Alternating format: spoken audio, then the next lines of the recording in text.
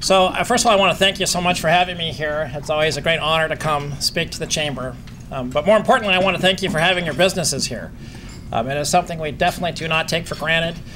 We feel very privileged to have you in the city of Kirkland, and we want to do everything we can to keep you here and have you thrive and expand. And that's definitely going to be one of the themes that you hear throughout this conversation. So I was asked to talk about the state of the city. And the very good news is the state of the city is stable with a sunny outlook. Unfortunately, we're not quite back from the edge of the recession, but things have kind of bottomed out and starting to look a little bit better. But one of the things that is a bit of a challenge for the city manager, we have so many things going on, is figuring out how do you actually talk about the state of the city and what encompasses the state of the city.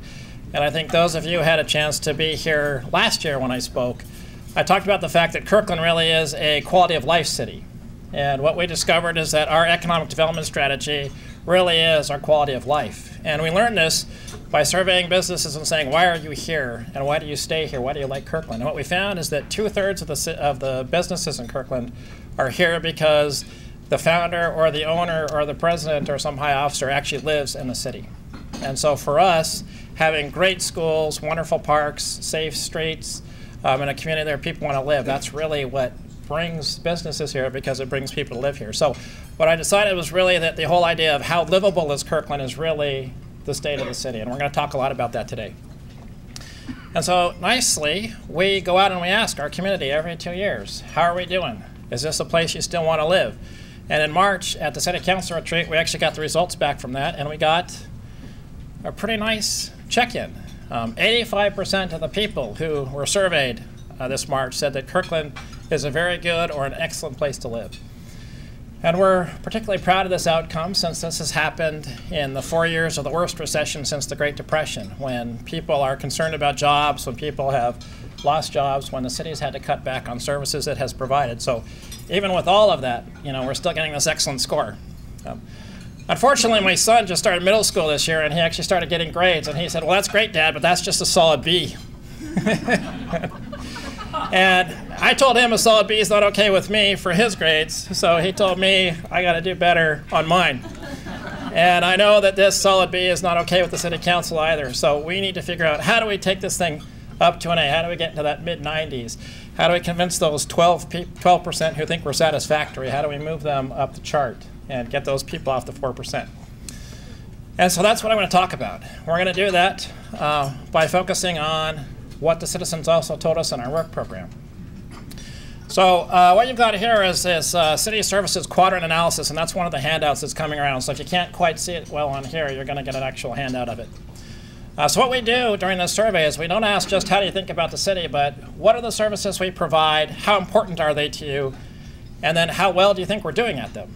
And so the vertical axis is from lowest importance to highest importance, and the horizontal axis is how well we're doing in performance. And what I'm very proud of is, if you look over here, the things that are most important to the community, public safety, police, fire, are the things they also give us the highest ratings for. And I think that's been a real reflection of the City Council in particular, making sure that we always fund those priorities. So we've funded police and fire, we've funded emergency management, we've funded the courts to make sure that this is, above all, a safe place to live. Interestingly enough, recycling garbage always comes up as one of the most important things to the residents of Kirkland. Hey! That's all right, and they think we're doing a great job at it. And I think a lot of you know we have the highest recycling rate in Washington, the city of Kirkland does. It's always hovering there around 60 to 70%. So thanks in large part to what you do and your businesses do. But we perform very well there. Unfortunately, making all those priorities continue to happen has come at a bit of a price. And you can see what we call our improvement opportunities. Those are in red. Again, you want to look at your own little chart here. But one of the things that has come up again and again and again in this last couple surveys is maintaining streets. This is something that the public feels very important to them, and they continue to tell us we need to do a better job at it. And then another one that may have moved its way up into the you need to do a better job is attracting and keeping businesses. And so one of the things you're going to hear is that this has been the year the council has designated as kind of the year of economic development, and very consistent with last year's theme of Kirkland being open for business. But what we've done is we've turned this list of improvement opportunities into a work program for 2012. And what I'm going to do for the rest of this conversation is walk you through that work program, which you can actually find on the back sheet of the council goal. There's a sheet here that has council goals on one side and the adopted city work program on the other side. And that's very deliberate because everything that we want to do in 2012, we want to make sure that it actually implements a city council goal. And so while I talk about the work program, I'm also going to tell you the goal that it helps to achieve. You know, there's a saying in performance management that which gets measured gets done. And if you don't know what it is that you're measuring, you're trying to achieve, how do you know if you've accomplished it? And so the purpose of the work programs that are adopted by the city council is to say, what are we going to hold ourselves accountable to? What are we going to tell the public and the businesses, hey, this is the job you expect us to do and the tasks you expect us to accomplish? And so in 2011, we adopted a relatively audacious set of goals, I think, and we actually have a summary of all of those in a handout that's over at the front desk, so you can actually read our little report card on how we did in 2011. But I wanted to do a couple highlights because one of my personal favorites. We decided we'd decide whether or not to buy the corridor. And in December of last year, we actually bought the East Side Rail Corridor, now the Kirkland corridor. And on April 14th, we had a wonderful celebration as that actually closed and became ours. So we set it as a goal, and we achieved it. One of the other ones, which was relatively new for the city, is we said we're going to engage heavily in the state legislature. And I'm very proud of this city council and mayor. Every single city council member went down and testified in Olympia on something that mattered to the city in the 2011 and 2012 legislative sessions. We were an onslaught down there, and we kept getting people saying, oh no, not Kirkland again.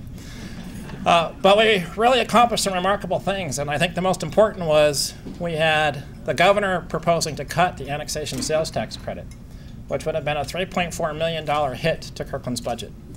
And she was very serious about it. But we rallied, we went down, we worked our connections. We had amazing state legislative help from our delegation. And fortunately, we, along with other cities that would have been impacted, were able to turn that around and defeat that. And we retained the annexation sales tax credit. We also had some remarkable individual work from some of our legislators. Representative Larry Springer got us a prime sponsored bill that gave us flexibility for our real estate excise tax. That let us last year reopen our parks restrooms, which mattered a lot, as well as put garbage cans back. And then we also, from State Senator Andy Hill, got $2 million at the end of the session to develop the Kirkland corridor. So making that investment, holding ourselves accountable, is starting to pay off big time. So what I want to focus on now is our 2012 work plan, and I'm going to walk you through it all and then be happy to answer questions on any of this. So there's a lot to throw at you here, but we're all the lifelong learners, so I know you can handle it. So here we go. These are not in the same order as they are on your sheet, for those of you scoring at home. But one of the things that's going to dominate our conversation is our budget challenges as we go into 2013, 2014. What you can see, once again, unfortunately, is we have this gap between our projected revenues, which is the blue line, and our projected expenditures, which is the dotted red line.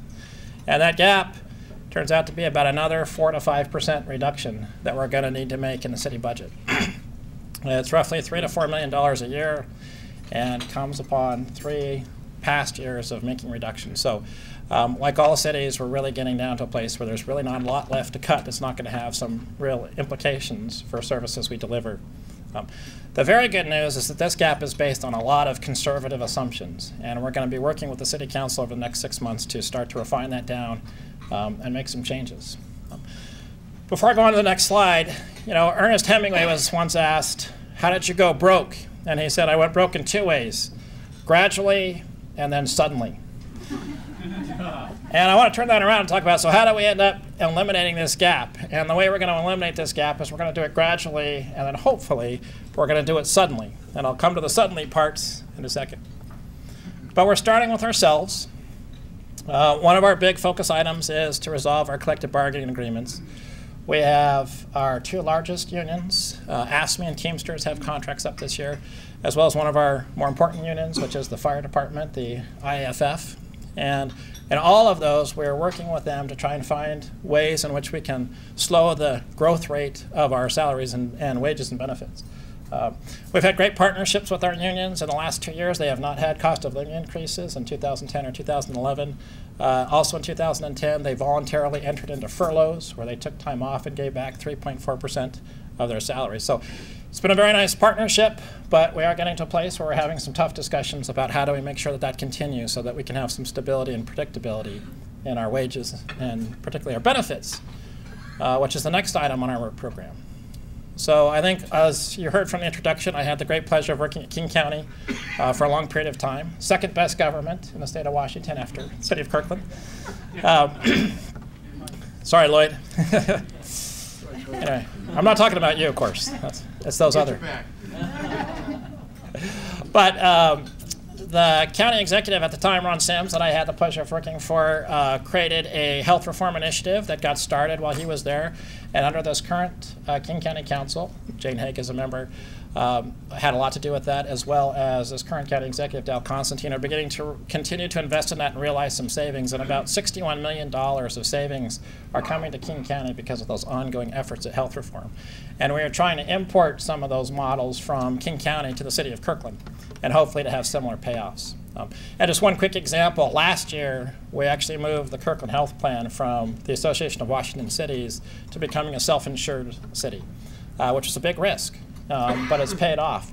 Our increase was about 6 to 7% in our healthcare costs, and if we had stayed with the Association of Washington Cities, we would have had an 11% wage increase, benefit increase. So we are doing what we can. This is sort of the gradually piece, everything we can do that can begin to gradually chip away at that gap, and now hopefully we get to some of the suddenlies.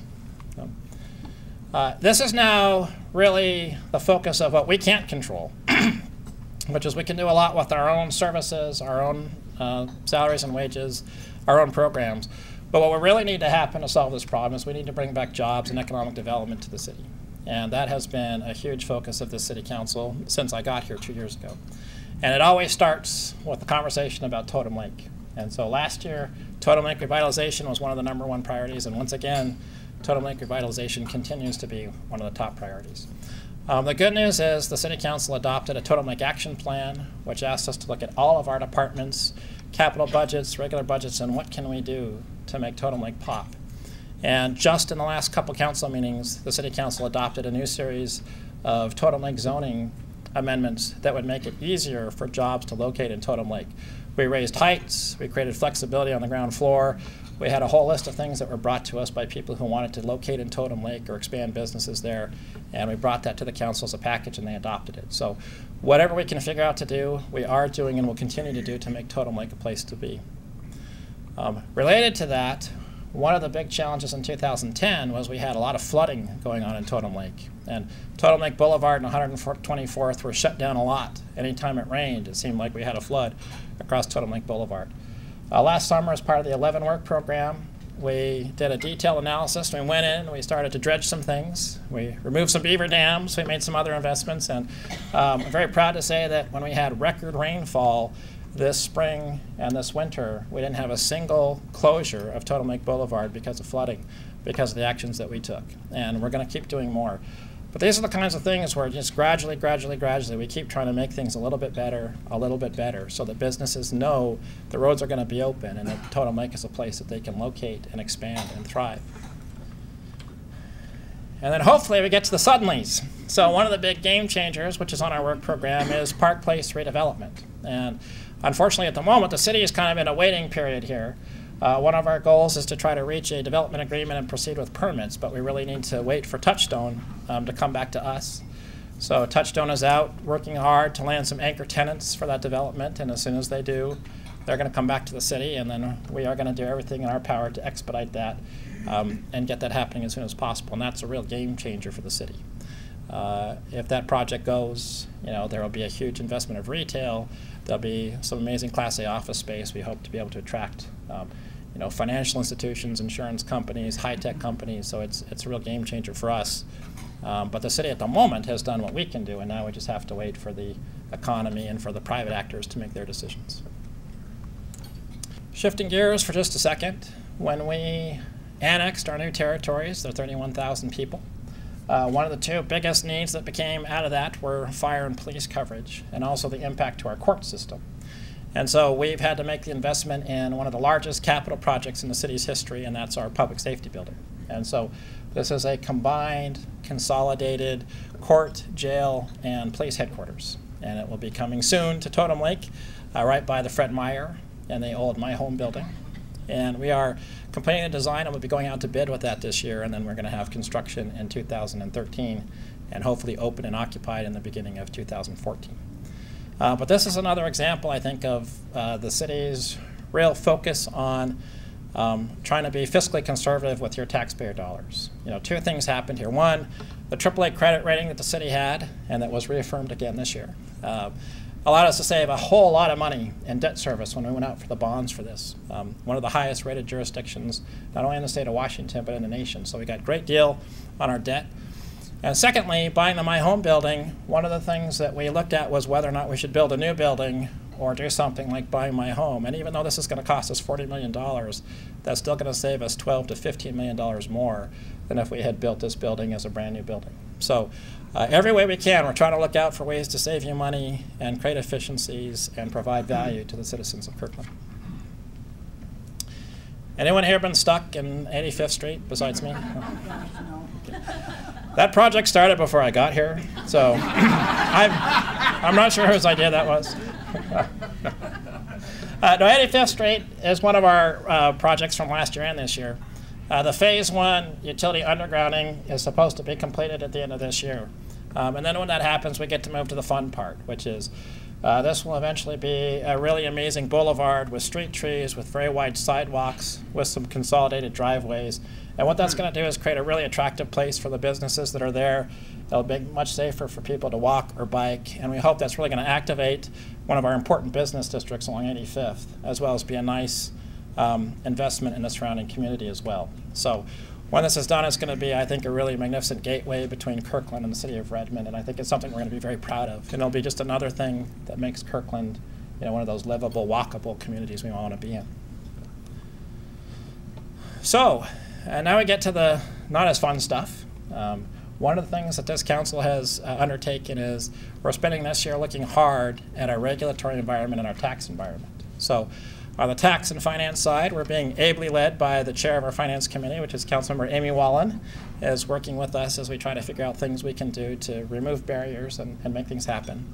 And then on the economic development committee, which is chaired by Councilmember Bob Sternoff, we're taking a look at things in our zoning codes and our regulations that we can change. And one example of that is we discovered that we had some exemptions under the State Environmental Policy Act that we hadn't yet implemented.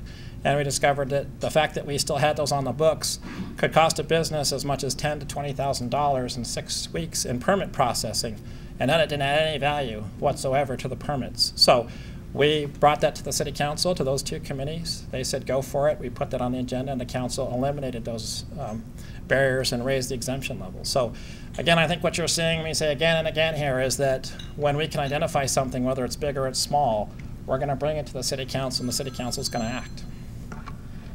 That was Dave Ramsey calling about the 85th Street joke. He said it was Terry Ellis, right? Is that what?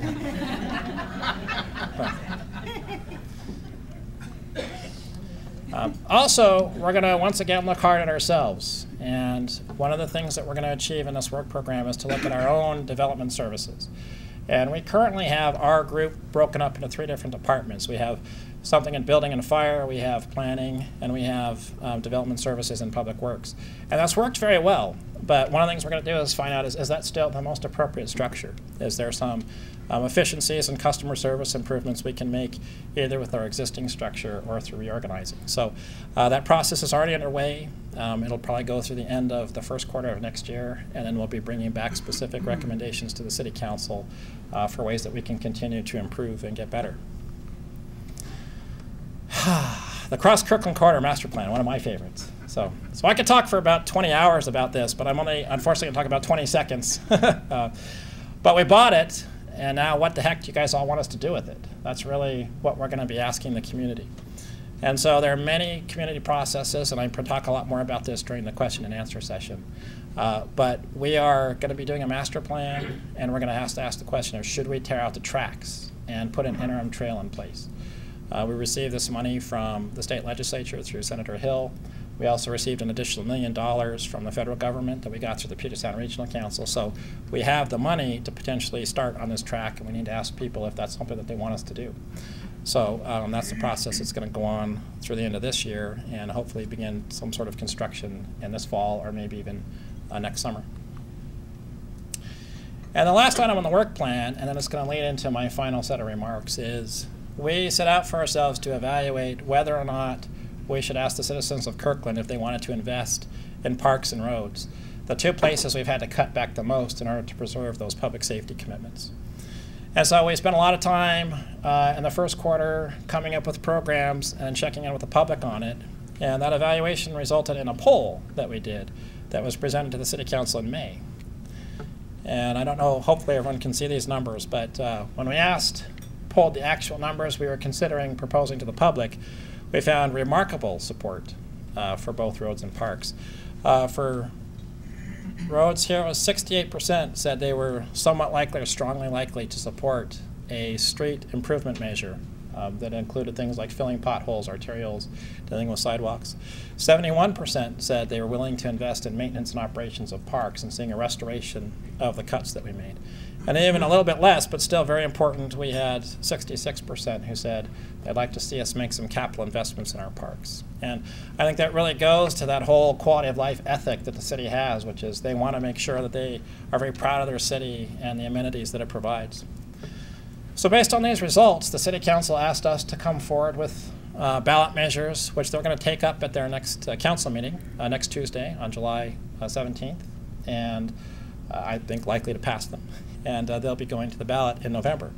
So what I want to do is just quickly walk you through what's in those ballot measures, just factually, and then I'll be done and I can answer any questions that you guys have.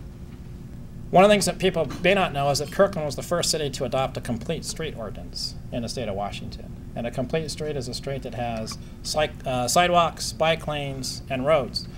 Something the city of Seattle is struggling with right now, but it's something that we did a decade ago. And so for us, when we talk about streets, we talk about the whole environment and experience, not just the roads themselves, but also those sidewalks and safe routes to schools. And so we're talking about all of that when we get to the street improvement levy.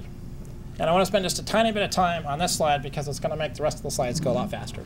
But what you can see here is up at the top, we have the way you measure the health of a street is something called the Pavement Condition Index.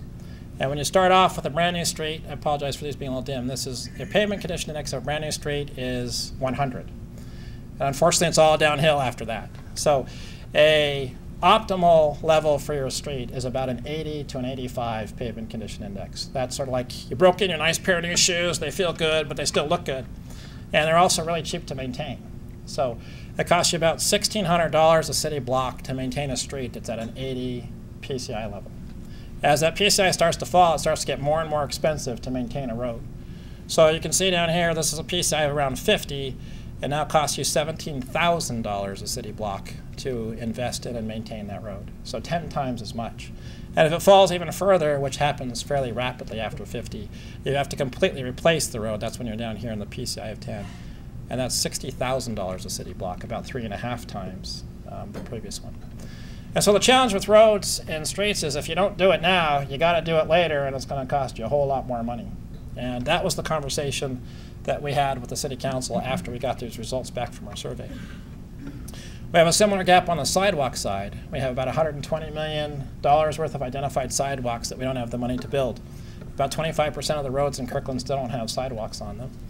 And we have even more places in the new neighborhoods we haven't had a chance to look at yet, so that gap is going to grow. And so we came up with a street improvement and pedestrian safety levy to really address all of these things, to reduce that backlog, to increase our pavement condition index, to go ahead and put back the sidewalks and the crosswalks and safe routes to schools. And so this is what comes out of this levy should it pass. Again, here you can see the red lines are essentially the additions you get if this levy passes. The blue lines are the roads that will be repaired with our existing level of funding. So we'd be able to add about 90 road miles of arterial that we could pave and resurface, and that's out of 150 total. So over half of our major roads and arterials would get resurfaced with this. We'd have 650 lane miles of the city would get some sort of maintenance and operations. We'd basically touch every single street and neighborhood in the city. And then most importantly, our arterial, for our PCI arterials, will go from our current 59 which is adequate, and in some cases not adequate, up to a really robust 76. So a dramatic restoration of the health of our streets. In addition to that, we'll be able to fully invest in safe walk routes to schools. We've had a big focus on the elementary schools and a lot of success with putting in sidewalks there. We have not had a chance to do anything about our middle schools or our high schools. So we have a huge active transportation plan that's identified where we want to make all of these things. We have little maps that show us where these things should go. We get tremendous matching money from the state and the federal government. So with this in place, we think we can dramatically increase the number of safe routes to schools.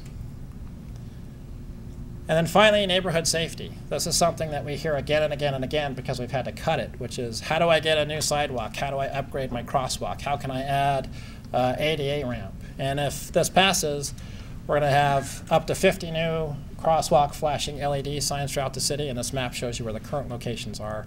We'd be able to add another 18 to that throughout the city. We'd be able to add 500 new ramps, which work also really well for scooters and bicycles if you haven't done those. But that's something that we really need to make an investment in, and we'd be able to do that really, really well. Restripe 230 crosswalks, and finally be able to address again neighborhood challenges when people want traffic calming or speed bumps, those kinds of things. So that's it on the street side. And the street side really came out of the community surveys, but the parks levy actually came directly from the community itself. And this was in response to a direct ask that came to the city council where they said, hey, we think you need to make some more investments in parks and we want you to put together a ballot measure. And so the city council responded to that. They ended up, we have some people in the audience today, Sans and Sue are part of that ask. They put together a Parks Funding Exploratory Committee. And that committee was made up of representatives from all the neighborhoods and organizations in the city. It was about 50 strong. We kept 30 really engaged, and we kept the others informed. And this levy is really their levy. This was created by the community. It was decided by the community. It was presented to the city council, and the city council's putting this on the ballot to see if the community wants to make these investments. And the single biggest portion of it is to restore the cuts we've had to make to park maintenance. So to restore funding to maintain our restrooms, and particularly to put back lifeguards. One of the requests we get all the time is, go back to full-time lifeguards at Houghton and Waverly Beach, and can you please, please, please put lifeguards at Juanita Beach Park? And we've never been able to afford that. So should this levy pass, we'd have the opportunity to actually fully fund the lifeguard program and add them to Houghton, and just add them to Juanita Beach. One of the things that happened when we took over the new neighborhoods was we got Denny Park finally came into the city of Kirkland. And this is a park that's actually owned by the city of Seattle, but it's maintained by an independent taxing district, the Finn Hill Park and Recreation District. And unfortunately, every year the vote to retain this taxing district gets closer and closer, and we all have a concern that if it fails, this jewel of a park, this 46 acres, will be lost to all of us. And so one of the things that we can do in this ballot measure is take over that park and maintain it on behalf of all the citizens of Kirkland. We have one of the most remarkable volunteer efforts that goes on in the state of Washington, and that's the Green Kirkland program. It's one of the many ways I'm really proud to be part of Kirkland. Just remarkable work done, tens of thousands of hours to restore our parks and our natural areas. And unfortunately, we, the city, don't even have the money to maintain the staff support to keep those volunteer hours going. And so this bond measure would help stabilize that and make sure we have the funding to not only keep doing what we're doing, but expand that. And then I can tell you, I got a splinter on the 4th of July at the dock. Anyone else? So, as you know, most of our docks need a little bit of work. And so this levy would go through and renovate all of them. We'd evaluate, make decisions, and fix them all up so that they match the magnificent parks that they belong to. And that's something that I think is a real need for the city and something we hear a lot about, again, from our citizens and haven't had a chance to be able to pay for. Almost done here. The last thing we're very proud of in terms of what came from the last levy was this partnership with the city. With the school district, excuse me, where we invest in the playgrounds at the schools, and in return they're made available for Kirkland residents after hours, at night, on the weekends, and during the summertime. And we want to do a second round of investments with those. So things like maybe creating synthetic surfaces at some of the elementary schools or the middle schools, and just making all of these facilities much better for everyone. And the schools benefit, and we benefit, and we want to invest in those here. We have two important parks that need a facelift. Waverly Park and Edith Moulton Park. And this would provide us the money to really go in and kind of bring those into the 21st century and make them really nice regional parks for the city, as well as really nice local parks for the folks who live around them. And anyone here been in the bathhouse at Juanita besides me? Okay, so wait, this is probably Jenny this is one of our #1 complaints since we opened, which is the park looks great, but the bathhouse sucks. And we have the money in this levy to go ahead and replace that and create a really nice concession area and also a rental for boats and canoes and those kinds of things, and really make it the jewel that we want it all to be. And then my personal favorite, there's money in here to develop the corridor, including the possibility to potentially pave this corridor in phases. So if this passes, it creates a pay-as-you-go opportunity, and we could begin to actually pave this thing in segments over time. And more importantly, it provides ongoing maintenance opportunities, because right now we're struggling, as the port did before us, to how do you keep the weeds and the blackberries and everything off of this line now that you have it. But should this measure pass, we would actually have a dedicated funding source to maintain it. And then finally, and I will then open it to questions, there is a land acquisition opportunity fund in there. And the city of Kirkland has an adopted policy that there is a park, a neighborhood or regional park within a quarter mile of every resident in the city. And we've come pretty close to achieving that in the former city, but we're not anywhere close to doing that in the new neighborhoods. And so one of the things that this does is provide us money to buy open space when it comes available, and also to identify park locations and invest in parks, particularly in the new neighborhoods, to try to meet this goal. So those are the things that the City Council's looked at, and I think the major initiatives focus on economic development and then asking the community, would you like to make some investments in the quality of life that we can't at the moment afford? And hopefully, between the combination of the two, our economic development stuff will pay off, and the voters will decide they think these are good investments and will continue to be what I think is the most livable city in America. So with that, thank you very much for having me, and I'd be happy to answer questions on this or any other topic. The dollar price tag on for average. The dollar price, I'm sorry, I didn't understand the question. No, I'm just kidding. Worth it, definitely worth it. Good presentation. So I should actually mention that the street improvement levy would be approximately $70 a year on the median average house in the city of Kirkland. It's 20 cents per thousand assessed valuation for that. The park levy, which is both maintenance and capital, is 16 cents. It's about $57 for the median house in Kirkland. So you could probably add those two together if you want, but they'll come as two different ballot measures, and you'll get a chance to decide which one or both that you want to support. So, I'm having a real problem with bikes and bike riders. They are all over the place. They don't have to follow the same rules that we do. And it's like you're scared to death to drive down Market or Lake or Central because you're gonna get one soon. So the question was about having a problem with bikes or bike riders. You know, unfortunately, they do have to follow the same rules that everybody else does. So if they're not, we can remind our police department that they need to be keeping an eye out for that, and maybe put some emphasis patrols on there. But generally, I find most bicyclists are very law-abiding, because they always lose when they encounter, the car. But it's good to know that that's a challenge, and that's something we can, again, ask the police to maybe put an emphasis on and do some education and outreach. We also have a very good connection with the Cascade Bicycle Club, and we can remind them to, communicate to their members in Kirkland that they need to be abiding by the rules of the road. They want to get in the left turn lane, and then they run the red light when they get up to the corner, because there are a few who definitely do that. So, a question back here, and then I'll come back to you. Last year you spent a little bit of your presentation about the 520 bridge toll. Have you seen positive, negative results of having the toll in place? Yeah. No, that's a great memory. We highlighted that as one of our challenges. We thought that the tolling could have a really significant negative impact on the city of Kirkland. And over the first 6 months, that hasn't happened. In fact, what has happened is it's actually made things a lot better going south on Lake Washington Boulevard, because there's not as much queuing up going on 520. The travel times have increased, and the congestion on 520 has dropped off pretty dramatically. We are having some increase in the routes around the top in the north. So we are seeing some increase in traffic on Juanita Drive, and I think Maryland, the way Maryland goes home. I keep forgetting Simon's Road, thank you. Not enough to have created a problem, but definitely a pickup in the numbers. And we are continuing our monitoring program. We do monitor every quarter the traffic counts. So the good news is there's been no significant adverse impact to the city of Kirkland yet. And there's actually even been a little bit of a benefit in the south end. Whether or not that pattern holds is hard to tell. And we certainly don't know what will happen when the I-90 tolling happens. But it appears as if a lot of people are driving onto 405 and just bypassing Kirkland entirely, going down to I-90 and coming across. But as the I-90 starts to clog up and take longer and longer, we're beginning to see people are shifting back to 520 because they'd rather pay the money than spend the time. And so we are seeing those traffic counts begin to creep up again a little bit. But so far it's been pretty good for us. Sewer lift station.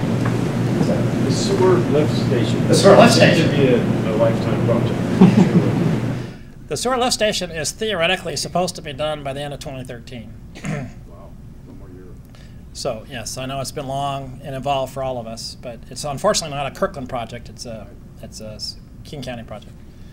I'll do Val and then Mike. Kurt, so I'll have to agree with you. I think Kirkland's one of the most beautiful cities in our state, probably on the Pacific Coast as well. But I do have a question about the ballot measures and about the levies.